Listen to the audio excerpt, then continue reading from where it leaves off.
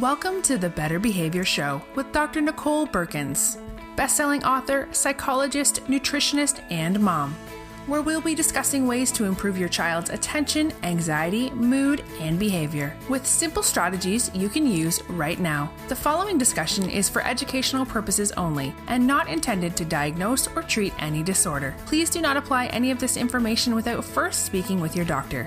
Now, let's head to the show. Hi, everyone. Welcome to the show. I'm Dr. Nicole, and on today's episode, I'm answering a question from a listener. I get so many questions each week, and this is a great way to provide answers that many of you might find helpful. If you have a question you'd like me to consider answering on a future episode, email it to support@drberkins.com, and you just might hear it on an upcoming show. Now, on to today's question. This question comes from Travis and Mandy, and they write, "Our son is 9 years old and has never slept well, even since he was a baby. He's always been very active, tends to overreact to even small things, and is irritable most days. Since he's been in school, we've had concerns raised by his teachers every year about his difficulty with staying still, focusing, being impulsive, and getting his work done. We definitely see these things at home when we try to get him to do homework or focus on things he doesn't want to do. We're trying to get him to bed on time, but he really struggles to fall asleep and then comes out of his room a lot. He wants to get in bed with us, which we let him do most of the time so we can get some sleep. We've noticed that he moves around a ton during the night and we're constantly getting kicked. He wakes up grouchy most mornings and it's really hard to get him going. Our pediatrician and some family members have suggested that he probably has ADHD and maybe some other kinds of behavioral issues and should be evaluated. But I can't help but think that his bad sleep might have something to do with these problems. We'd love any insights you have on this. Thanks, Travis and Mandy."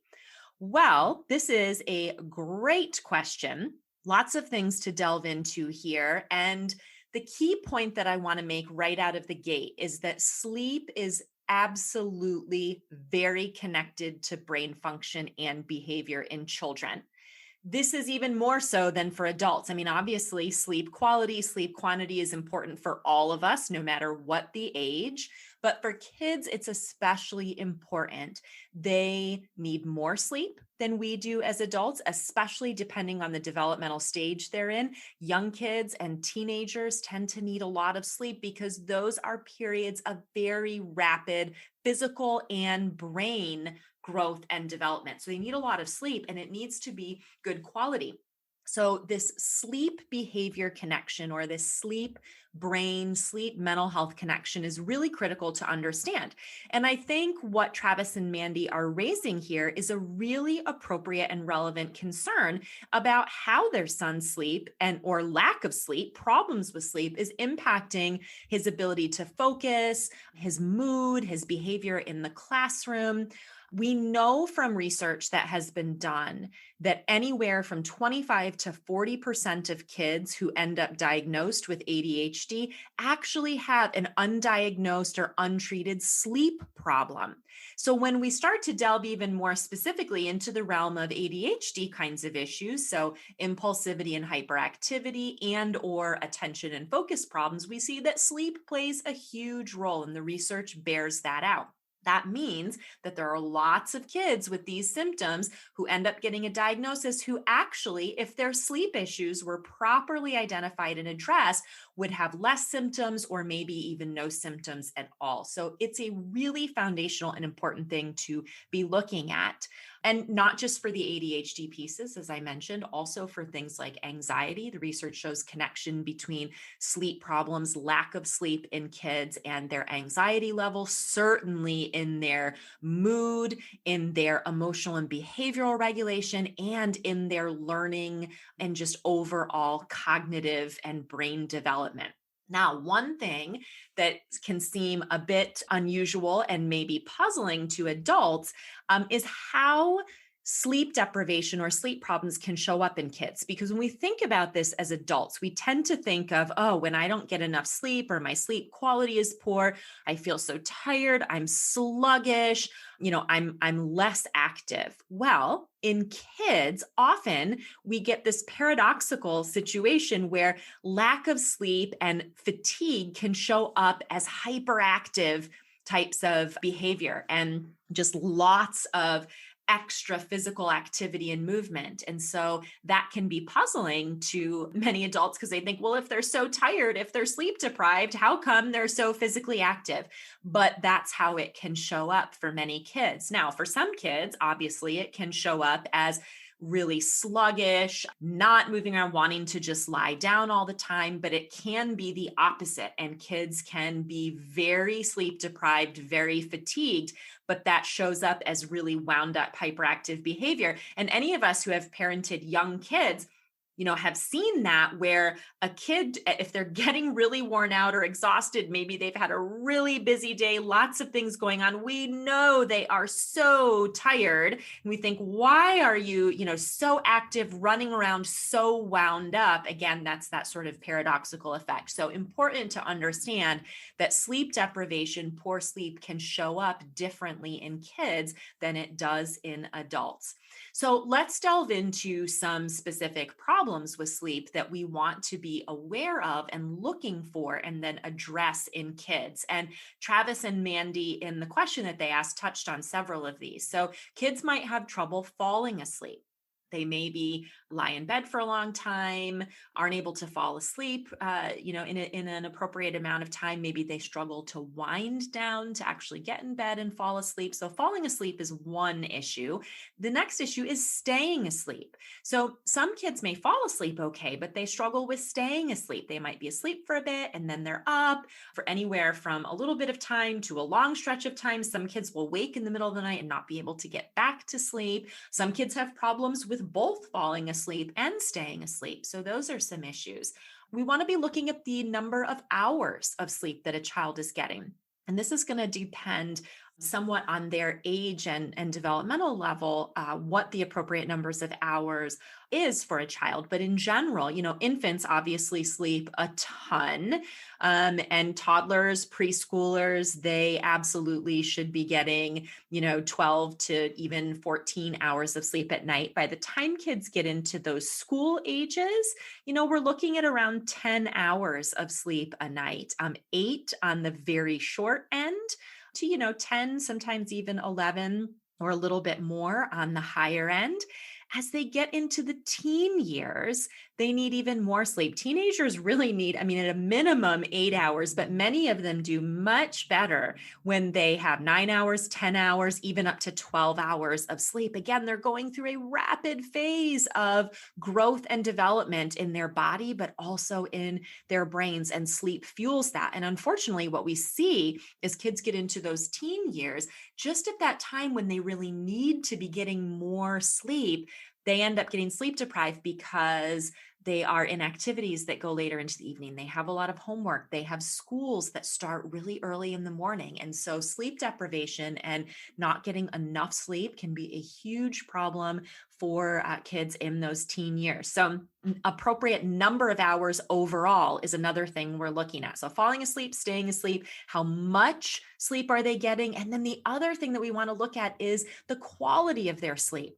Some parents will report, my child is in bed and seems to be sleeping for an appropriate amount of time. But when we start to look at the quality of sleep, it's not there. So maybe they are sleeping, but they're having a lot of restlessness, or they're staying in a lighter phase of sleep, never going into those deeper phases of sleep that they need. So quality is the other piece that we need to look at there. We need to be aware of what's going on with that and look at how we can address that. Now, there are a few different realms that we can look at to address these kinds of issues. In the physiological realm, there are several things that we want to be aware of or rule out if a child is having behavioral concerns and sleep issues. So let's cover some of those physiological pieces, and then we'll talk about more of the psychological pieces. So from a physiological standpoint, we want to look at, is the child snoring? Kids should not be snoring. People shouldn't be snoring, but especially when we're talking about kids shouldn't be snoring. Snoring can be indicative of maybe enlarged tonsils or adenoids. Snoring can be an indicator of chronic congestion, sinusitis, those types of things. So there are issues that are present if a child is snoring. Now, the child who occasionally snores a bit when they have a cold or something like that, that's not a concern. But a kid who's snoring on a regular basis, that is not something that we would consider normal and should be looked at. Certainly, if the child has episodes, even momentary episodes, where they seem to stop breathing during sleep, and parents will report this as, I'll notice that my child, seems to stop breathing and then suddenly gasps and takes a deep breath, whether or not they wake up. Many times kids don't seem to be fully, conscious and awake when this happens. So they're going along, sleeping, but they're having these episodes where they're having these brief moments where they stop breathing and they might gasp, or they might, twitch, or have, these movements to that's their brain's way of alerting them to take a breath. So that is an issue that certainly is indicative of sleep apnea, and absolutely can be present in children, even though most people associate sleep apnea with adults, can be an issue with children and can definitely cause a whole variety of mental health, brain, learning, and behavior kinds of issues. Another physiological thing that we want to look at is how much movement and restlessness the child's having during sleep. Again, it's, normal for kids to move around a bit, but if you have a child who is twitching, thrashing, moving around constantly in bed, that is atypical. Sometimes parents say, well, I don't sleep with my child, so I don't know. Well, some things you can look at. Are they typically in a totally different position in the morning than they were when you put them to bed? You put them to bed with their head on the pillow, and maybe you get them up in the morning, or you check on them in the night, and they are in a totally different position in the bed, or maybe they're on the floor, or they've rolled themselves and wrapped themselves in their covers because they're moving around so much. Are the blankets and things, all over the floor? These are some signs that a child is having very physically restless sleep. And certainly if you ever have the occasion to sleep in bed with the child, whether maybe that's in your home or on a vacation in a hotel or something else, parents will report, my kid kicks me all night long, or, is constantly moving and repositioning. Sometimes parents will report too that they notice they can hear their child like bumping into the wall on the other side of, the bedroom wall. So things like that you want to be aware of that indicate very restless, poor quality sleep. Recurrent night waking. Again, some kids, depending on their age and development level, they may get up to use the bathroom in the night. And as long as they fall right back to sleep, that's fine. But kids who are waking up recurrently, so it's a chronic issue of them waking up, not being able to fall back asleep, or maybe they are able to fall back asleep, but they're waking up at regular intervals. That's something that we would want to look at. And then chronic nightmares or bad dreams. This certainly can be something that happens intermittently for kids, can be a normal phase of development, but here we're talking about chronic issues with that. Kids who are having lots of, maybe what we would classify as night terrors, where they're not even really aware of what's going on, but they're waking up and having these terror episodes on a chronic basis, or kids who are having nightmares on a very recurrent basis, reporting very graphic, scary, bad dreams. These can be signs of something physiological going on, not just psychological. And so we want to look at that. So again, these kinds of physiological things might indicate, issues like sleep apnea, specific nutrient deficiencies, chronic congestion, sinusitis, enlarged tonsils, other kinds of things that are going on a physical level that can be impacting sleep. So we want to think about and rule out those things and certainly treat them if they're present. Now, in the psychological or behavioral realm, there are, a variety of things that can contribute to these issues as well. One is not having good, consistent routines for bedtime or sleep.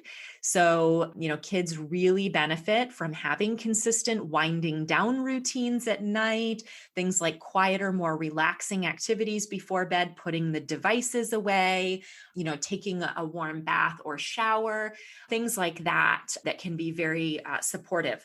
And consistently having consistent times of going down to bed, consistent times of waking up. So those routines are important in that consistency. Is the sleep environment conducive? Is it comfortable? Is the bed comfortable? Some kids benefit from more weight or pressure on them, like a weighted blanket or just more blankets, stuffed animals, those kinds of things. Is it a kid who's getting too hot at night? Is the room dark enough? So these are the things we want to look at in the environment.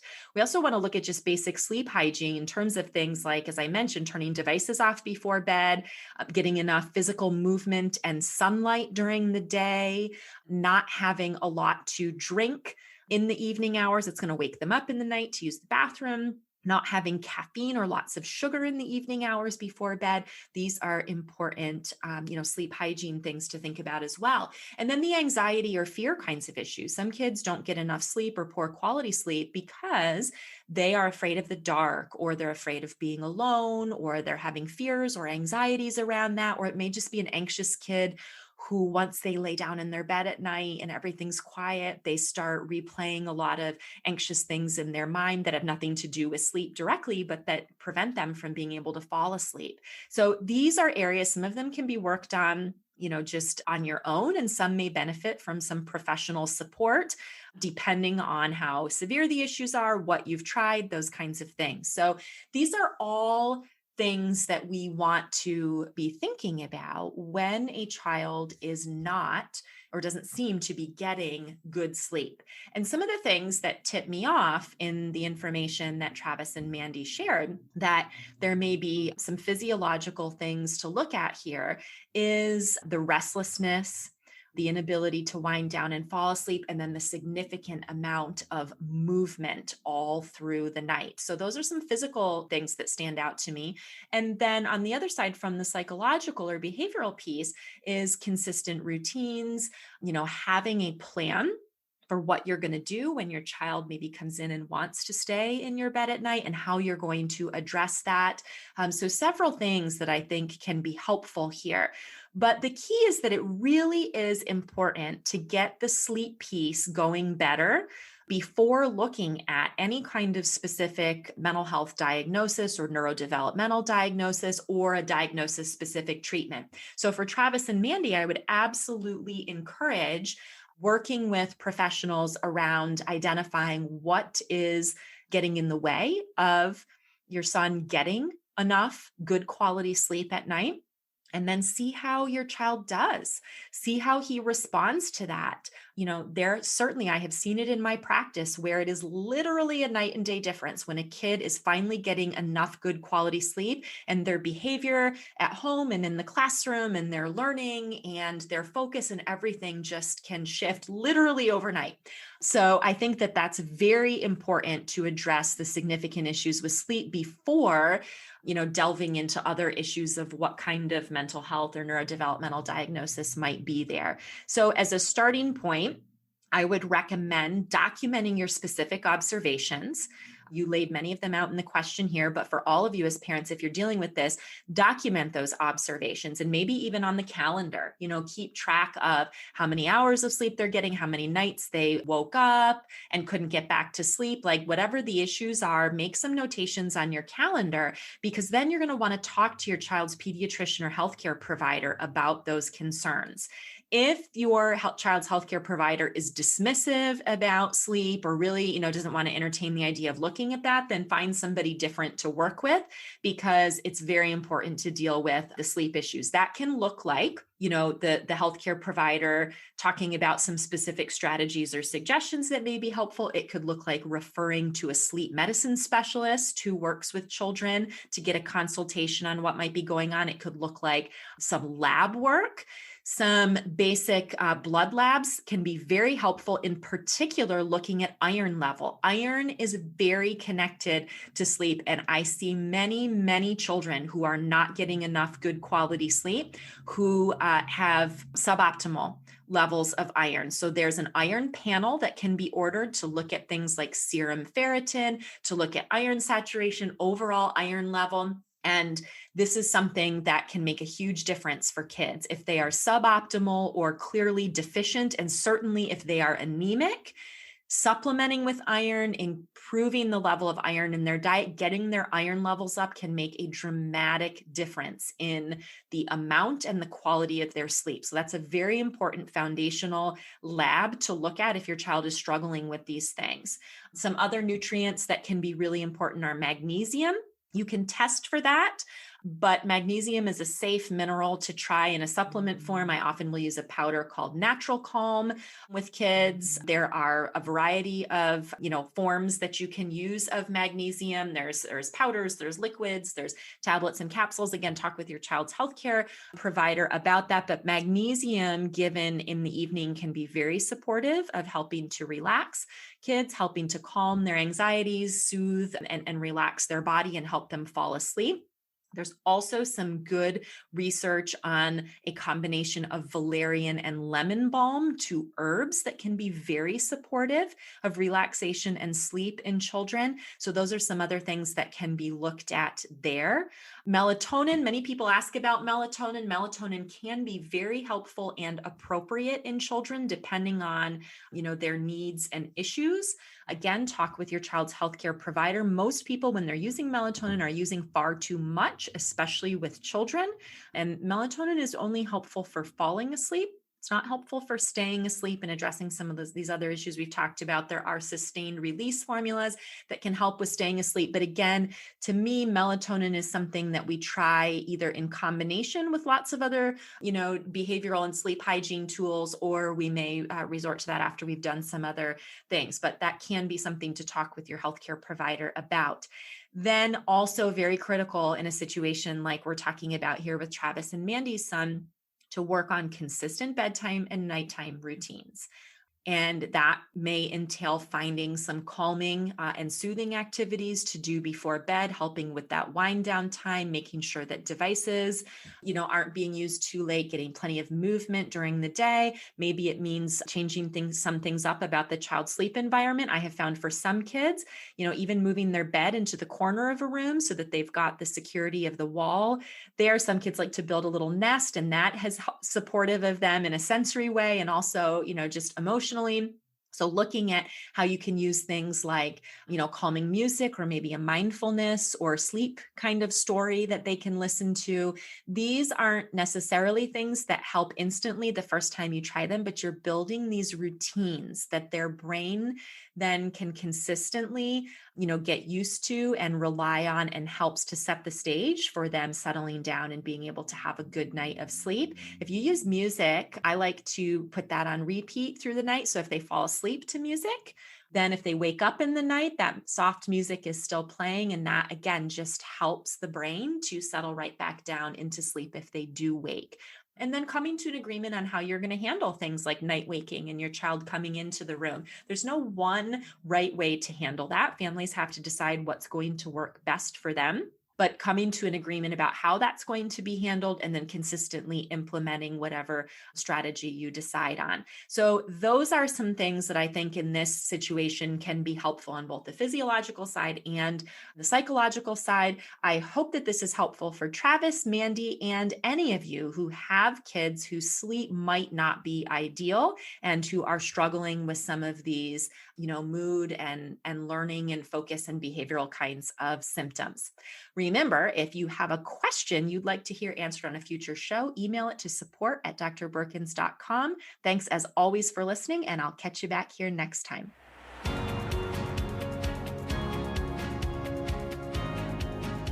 I'd like to take a moment to say thank you for listening to this podcast. Creating these episodes has become one of my favorite things to do each week, and I love getting the positive feedback from so many of you about how much you benefit from the information. If you enjoy the show, I'd like to ask for your support. Please take a few seconds to scroll down to the ratings and reviews section of the show page on Apple Podcasts. You can leave 5 stars and a few words about why you enjoy the show. This will help other parents, caregivers, and professionals find the show more easily. And feel free to share episodes with friends, family members, and others who can benefit. If you haven't already, hit subscribe so you never miss an episode. Thank you so much for being a valued listener and for your ongoing support of the Better Behavior Show.